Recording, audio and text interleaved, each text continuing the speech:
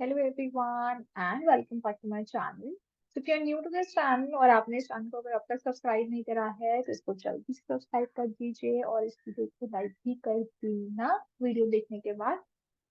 चलो, so now without wasting any time let us start with this video and आज हम लोग जो है questions practice करने वाले हैं from your first chapter of class 12 physics, that is electric charges and fields। और हम लोग एक क्वेश्चन पेपर एक क्वेश्चन बैंक सॉल्व कर रहे हैं। कौन सा क्वेश्चन बैंक सॉल्व कर रहे हैं?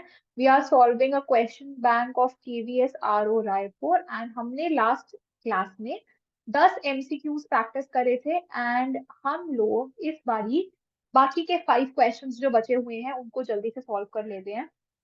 ठीक है, तो ये वाली वीडियो बहुत छोटी होने वाली है। So I suggest you all, आप क्वेश्चन को रीड करिए, क्वेश्चन ट्राई करिए। आप पहले जो है 2 मिनट लीजिए, वीडियो को पॉज करके करने की कोशिश करिए, आपसे हो जाएगा मोस्ट प्रोबेबली। अगर नहीं होगा तो definitely you can look at my solution. Fine, मैं तो करूंगी solve. Okay, so the question number 11, let's read it together. Two spheres have their surface charge densities in the ratio 2:3। तो आपके पास क्या है? 2:3 जो है that is the surface charge densities and आपके पास उनकी रेडियाई की रेशियो है which is 3:2। You have to find the ratio of charges on them। A good question, easy question। ठीक है, ट्राई करिए, आपसे हो जाएगा। तब तक हम लोग स्टार्ट करते हैं सॉल्व करना। ठीक है, सो लेट अस सी। हमें दो स्फीयर दिए गए हैं और हमें पता है कि जो सरफेस चार्ज डेंसिटी है जिसको हम लोग सिग्मा से रिप्रेजेंट करते हैं, सिग्मा जो होता है that is the total charge divided by the total surface area. और सरफेस एरिया जो होता है स्फीयर का वो होता है 4πr²। तो sigma 1 for the first sphere is equal to q1 upon 4 pi r1 square and sigma 2 is equal to q2 upon 4 pi r2 square। अगर मैं इन दोनों को डिवाइड कर दूं तो मुझे इसकी रेशियो मिल जाएगी। आपको गिवन है कि दोनों की रेशियो है 2:3। आपको सिग्मा 1 बाय सिग्मा 2 गिवन है 2/3। So 2/3 is equal to Q1 upon 4 pi r1 square. और हमारे पास क्या हो जाएगा? ये 4 pi r2 स्क्वायर ऊपर चला जाएगा और Q2 जो है वो नीचे आ जाएगा। अब आपको क्या बताना है? This 4 pi and this 4 pi gets cancelled और आपको R1/R2 गिवन है 3/2। क्या गिवन है? R1/R2 गिवन है 3/2। तो इसको हम लोग जल्दी से पुट कर देते हैं, Q1/Q2 को बाहर निकाल लेते हैं। यहाँ पर आ जाएगा R2/R1 का होल स्क्वायर। R2/R1 हमें क्वेश्चन में R1/R2 गिवन है, R2/R1 क्या होगा इसका reciprocal? 2/3। So 2/3 is equal to Q1/Q2 into 2/3 whole square। This and this one power gets cancelled। तो आपको Q1/Q2 क्या मिल गया? आपको मिल गया 3/2। So this is the ratio of your Q1/Q2। और ये जो है आपका Q1/Q2 क्या है? आपको कहीं ऑप्शन में दिख रहा है आंसर? तो मुझे ये ऑप्शन में दिख रहा है which is the option A, 3:2। This is your answer for the question number 11। Question number 11 का क्या आंसर है? क्वेश्चन नंबर 11 का आंसर है A, that is 3:2। A good question, nice question, not so bad, not so difficult, not so easy. Okay question. ठीक है, तो I hope सबका ये क्वेश्चन हो गया हो, सबको ये समझ आ गया हो कैसे करना है। सब लोग अपना आंसर प्लीज मैच कर लीजिए। ठीक है, यही आंसर आना चाहिए। Okay, so now let us move on to question number 12। अब हम क्या करते हैं? क्वेश्चन नंबर 12 की तरफ बढ़ते हैं। थोड़ा सा मैं, अच्छा मुझे लगता नहीं इसको क्लीन करने की जरूरत है। चलो, क्या करना है क्वेश्चन नंबर 12 में? क्वेश्चन नंबर 12 में you have to match the column 1 which is the electrical lines of force with the column 2 which is the type of charges and select the correct answer from the given codes below। तो आपको क्या करना है? Match करना है। ठीक है, और कोड्स को टिक करना है कि कौन सा कोड जो है वो ठीक है। So take 2 minute. सब बच्चे 2 मिनट ले लो, इसको सॉल्व करने की कोशिश कर लो। ठीक है, इसको सॉल्व करने की कोशिश करो, हो जाएगा। तो this is A B C and D. Codes मत देखो, इसको डायरेक्टली मैच करने की कोशिश करो। ठीक है, तो अब आप देखेंगे कि अगर मेरे पास एक सिंगल पॉजिटिव चार्ज है, तो पॉजिटिव चार्जेस को रिपेल करता है, तो उसके लिए जो आपके पास इलेक्ट्रिक लाइंस ऑफ फोर्सेस है, जो इलेक्ट्रिक फील्ड लाइंस हैं, वो क्या होती है, आउटवर्ड होती है ना। पॉजिटिव चार्ज के लिए क्या होती है, आउटवर्ड होती है। सो दिस इज पक्का अ सिंगल पॉजिटिव चार्ज, ये क्या है, ओके, दिस इज पक्का पक्का a single positive charge, this. और सिमिलरली एक नेगेटिव चार्ज के लिए कैसे होती है, इनवर्ड होती है इलेक्ट्रिक फील्ड लाइंस। तो दिस इज पक्का पक्का अ सिंगल नेगेटिव चार्ज। तो मुझे दिख रहा है ए आर के साथ मिल रहा है, बी एस के साथ मिल रहा है। अगर मेरे पास एक पेयर ऑफ पॉजिटिव चार्जेस हैं, तो क्या होगा, वो एक दूसरे को रिपेल करेंगी, तो जो लाइंस ऑफ फोर्सेस हैं they will look like this. तो सी इज पक्का पक्का Q and finally the D is पक्का पक्का पी, ठीक है। तो दैट मीन्स इसमें से कौन सा आंसर ठीक होगा, इसमें से जो आंसर ठीक होगा वो होगा टी। ए के साथ पी नहीं, ये गलत है। ए के साथ आर, ये ठीक है। ए के साथ आर ठीक है। बी के साथ क्यू नहीं। बी के साथ एस ठीक है, एस ठीक है। सी के साथ पी गलत है।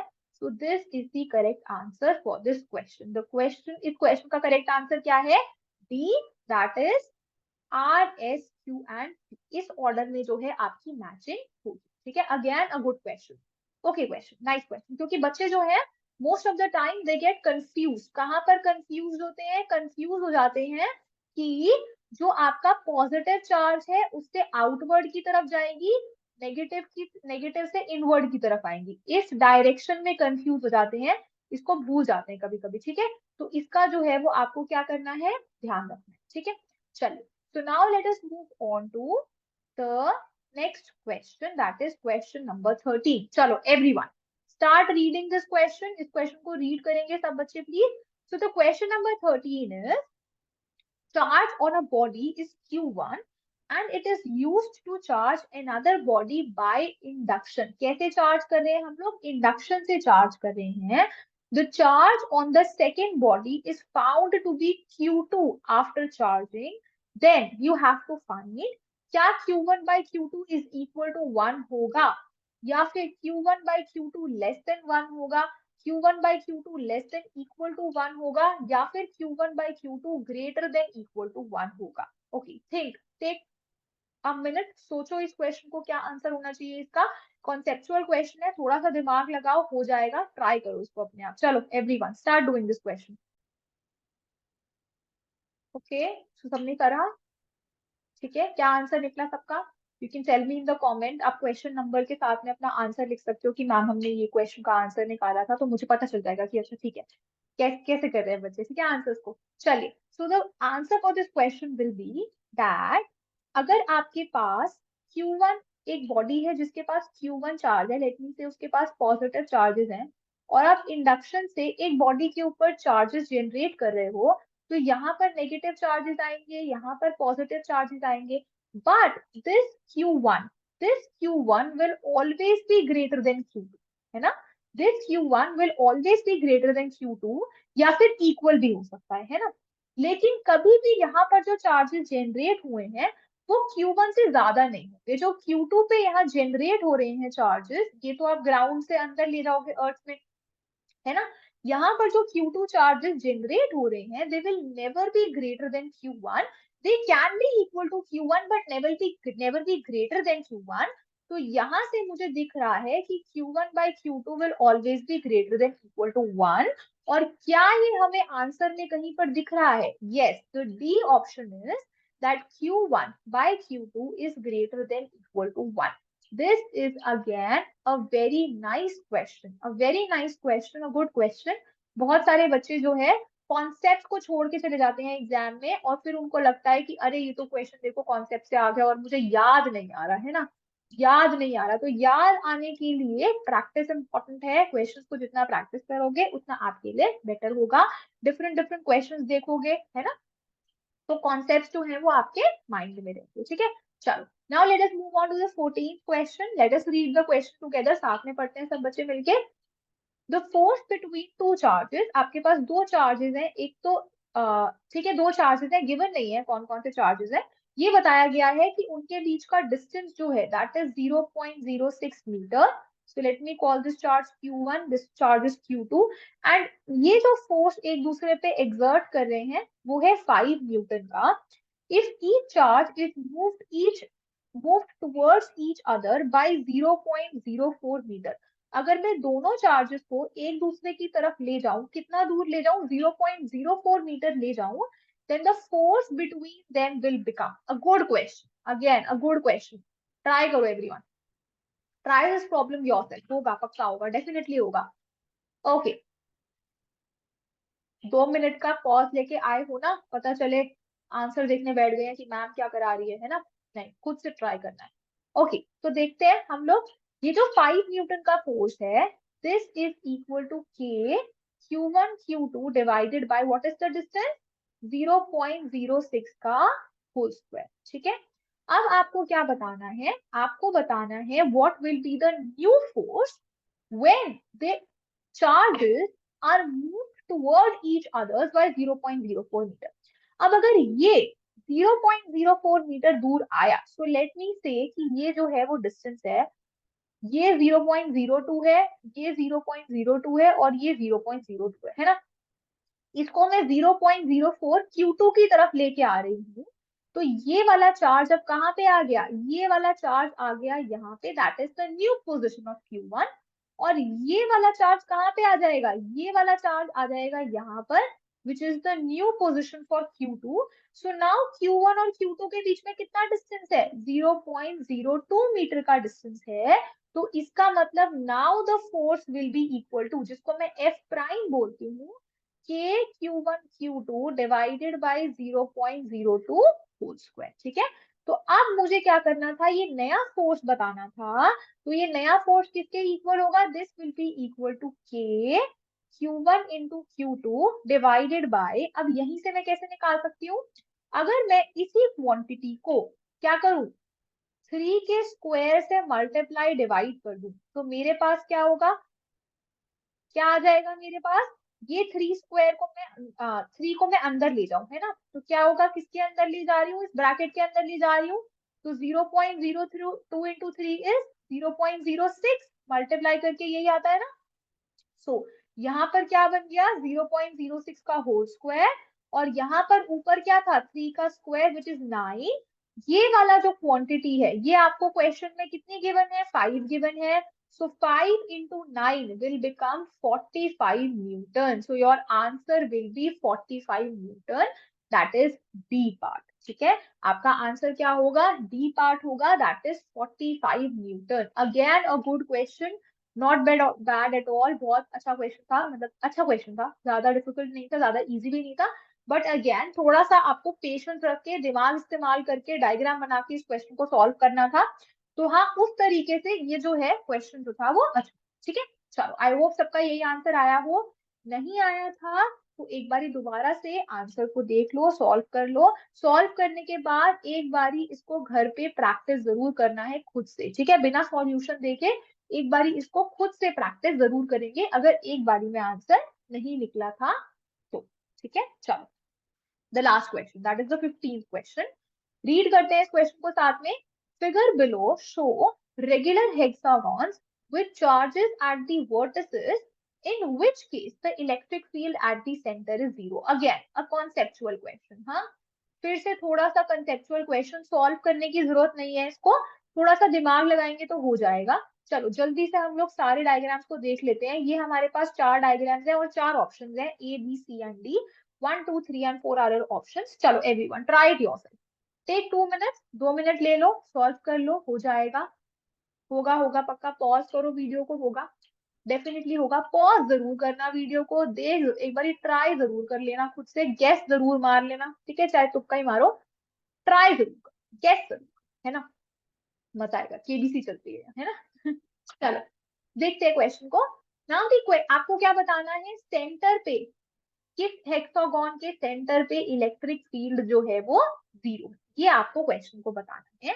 तो कब होगा electric field 0, electric field will B 0 when the all the electric fields will get cancelled. In individual charges की वजह से जो इलेक्ट्रिक फील्ड है, अगर वो एक दूसरे को बैलेंस कर लेंगी तो क्या हो जाएगा, आंसर आपका आ जाएगा कि वहां पे इलेक्ट्रिक फील्ड जो है वो 0 है। अब देखो यहाँ पर देखते हैं फर्स्ट में, ये वाला चार्ज जो है वो इलेक्ट्रिक फील्ड कैसे एग्जर्ट कर रहा है, इस तरीके से। ये वाला, अच्छा रुको मैं नंबरिंग कर देती हूँ वरना बच्चों को समझ नहीं आएगा। चलो, this is 1 2 3 4 5 and 6। This is the centre point. First charge की वजह से इलेक्ट्रिक फील्ड की डायरेक्शन क्या होगी, this is a positive charge, first charge is a positive charge, so the electric field because of the first will be E1। Fourth की वजह से क्या होगी, E4। ठीक है, दोनों बराबर है, दोनों चार्जेस बराबर है, तो इलेक्ट्रिक फील्ड का मैग्नीट्यूड भी बराबर है। क्या ये एक दूसरे को कैंसिल कर गए, E1 और E4 एक दूसरे को कैंसिल कर गए। अब E2 और E5 देखते हैं। अब E2 जो है that will be in this direction and E5 will be in this direction. तो क्या E2 और E5 एक दूसरे को कैंसिल कर रहे हैं, E2 और E5 भी एक दूसरे को कैंसिल कर रहे हैं। फाइनली हम लोग क्या देखते हैं, फाइनली हम लोग देखते हैं E3 एंड E6। तो E3 ये है, E6 ये, सॉरी E6 ये है, E3 ये है, और ये भी एक दूसरे को कैंसिल कर रहे हैं। तो मुझे यहाँ पर साफ साफ दिख रहा है कि पहले सिस्टम के लिए ही मुझे इलेक्ट्रिक फील्ड जो है वो सेंटर पे क्या मिल रही है, electric field at the centre is 0 for the system 1। पहले सिस्टम के लिए ही जो आपकी इलेक्ट्रिक फील्ड है at the centre that is 0। ठीक है, एक बार हम लोग जल्दी से सिस्टम 3 को भी देखते हैं, क्योंकि मुझे ऐसा लग रहा है कि सिस्टम 3 के लिए भी जो है, अगर मैं 1 2 3 4 5 6 मार्क करूं, तो मुझे यहाँ पे दिख रहा है यहाँ पर 2Q है, यहाँ पर 2Q है, तो ये बैलेंस कर रहे हैं एक दूसरे को। 6 और 3 को अगर मैं देखूं तो 2Q और 2Q बैलेंस करेंगे एक दूसरे को, Q और Q भी एक दूसरे को बैलेंस करेंगे। तो यहाँ पर भी जो इलेक्ट्रिक फील्ड है at the centre that is equal to 0, तो 3 के लिए भी 0 आ रही है। अगर मैं 2 को देखूं तो यहाँ पर जो इलेक्ट्रिक फील्ड है 1 2 3 4 5 और 6 के लिए, 6 यहाँ पे है, 5 और 6 के लिए जो 1 है उसकी वजह से इलेक्ट्रिक फील्ड ऐसे है, 4 की वजह से ऐसे है, 2 की वजह से ऐसे है, 5 की वजह से रिपेल करेगा तो यहाँ ये और ये कैंसिल।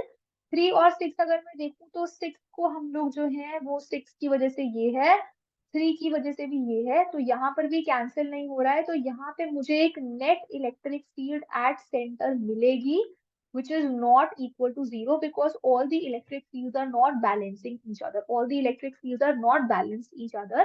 तो यहाँ पर मुझे सेंटर पे इलेक्ट्रिक फील्ड 0 नहीं मिल रही है।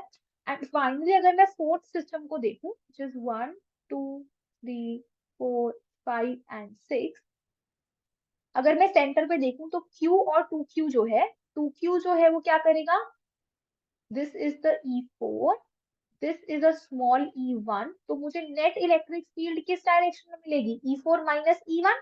Net electric field will be E4 minus E1, यही होगी ना net electric field, in which direction, in this direction. ठीक है, क्योंकि E4 बड़ी है E1 से and they are in the same direction, तो अगर मैं इसको इरेज करके सिर्फ नेट इलेक्ट्रिक फील्ड ड्रॉ करूं इस डायरेक्शन में, तो वो हो जाएगी मेरे पास, if this is the centre, so let me call this E4 minus E1 as E, तो दिस इज E।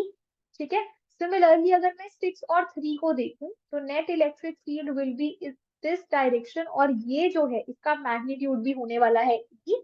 मैं इसको थोड़ा जल्दी जल्दी कर रही हूँ बिकॉज हमने अब बहुत सारे क्वेश्चंस जो हैं वो सीख लिए हैं कि वेक्टर से कैसे सॉल्व करना है इलेक्ट्रिक फील्ड इंटेंसिटी को। तो अगर आपको ये वाला क्वेश्चन ना समझ आ रहा हो कि मैं जल्दी जल्दी क्यों कर रही हूँ, अगर किसी को कोई डाउट होगा तो they can ask me in the comment section कि मैम ये वाला क्वेश्चन प्लीज एक बार रिपीट कर दो अच्छे से समझा के। I think most of the people will be able to handle this much vector. ठीक है, वेक्टर सॉल्व अलजेब्रा आप कर सकते हैं सब बच्चे। Finally we have 2 and 5। अब 2 and 5 का मेरे पास यहाँ पर 2Q है और Q है, तो मेरे पास जो इलेक्ट्रिक फील्ड है वो इस डायरेक्शन में होगी। And now they are also balancing each other, क्योंकि मुझे पता है ये तीनों जो है वो सेम एंगल्स पे लग रहे हैं, तो they are also balancing each other. तो इसका मतलब क्या है, इसका मतलब equal to 0, net electric field at the center is equal to 0। so that means system number 2 के लिए जो मेरे पास इलेक्ट्रिक फील्ड है वो सेंटर पे 0 नहीं है, और बाकी तीनों सिस्टम्स के लिए अगर सेंटर पे इलेक्ट्रिक फील्ड जो है वो 0 है, तो जो क्वेश्चन है हमारा, आई गेस इस क्वेश्चन में थोड़ा सा मिसप्रिंट है. The question should be like this.